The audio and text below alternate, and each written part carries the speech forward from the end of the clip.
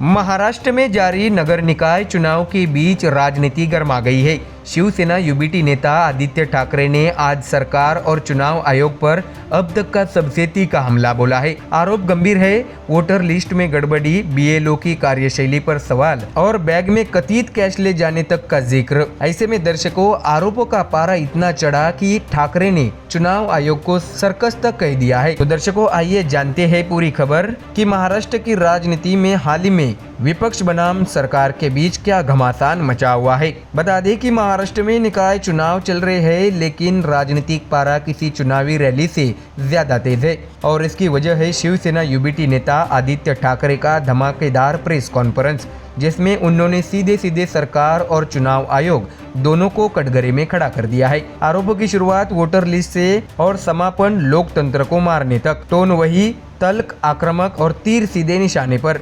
बता दें कि आदित्य ठाकरे ने कहा है कि सब जानते हैं कि वोटर लिस्ट में देरी हुई, डाउनलोड करने में परेशानी थी, हमने चुनाव आयोग को पत्र दिया, लेकिन ये जो कुछ हो रहा है एक तरह का घोटाला है, चुनाव आयोग एक सर्कस बन गया है। ऐसा कहते हुए आदित्य ठाकरे ने महाराष्ट्र की राजनीति में गर्माहट पैदा कर दी है। आदित्य का दावा है कि गड़बड़ी छोटी नहीं है, 14 लाख से ज्यादा डबल वोटरों की एंट्री सामने आ चुकी है और यह सिर्फ संख्या की बात नहीं। वे आरोप लगाते हैं कि इस गड़बड़ी ने चुनाव प्रक्रिया को धीमा कर दिया है और इसे ठीक करना आयोग की जिम्मेदारी थी, पर ऐसा हुआ नहीं।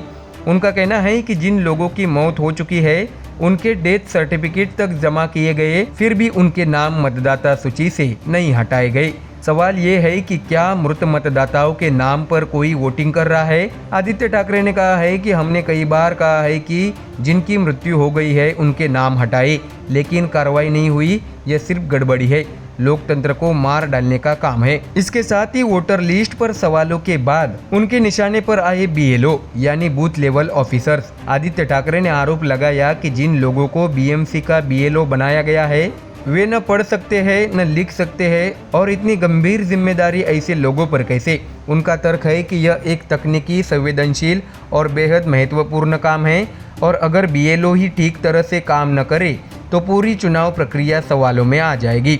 आदित्य ठाकरे ने कहा है कि बीएलओ बनकर ऐसे लोग आते हैं जिन्हें पढ़ना लिखना नहीं आता।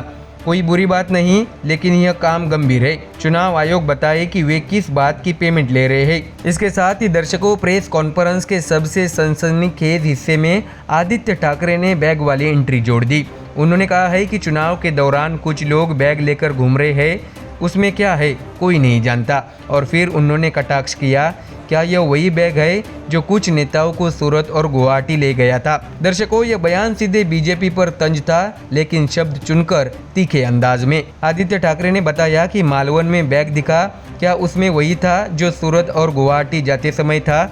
यह सवाल हम नहीं, बीजेपी पूछ रही है।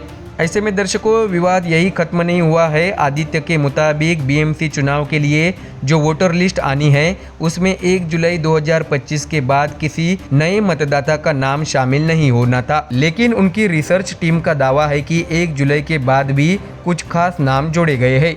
यानी खेल सिर्फ डबल वोटरों का नहीं, नई एंट्रीज का भी है। और सबसे चौंकाने वाली बात यह कि ठाकरे का आरोप है कि राज्य के मुख्यमंत्री भी चुनाव आयोग से नाराज है। उनका तंज था, मेरी बिल्ली मुझसे म्याऊं, यानी आयोग वही कर रहा है जो सरकार चाहती है, फिर भी सीएम नाराज क्यों। आदित्य का दावा है कि अगर वोटिंग की तारीख बढ़ाई गई है तो आयोग को साफ साफ बताना चाहिए क्यों, वरना यह शंका और गहरी हो जाती है।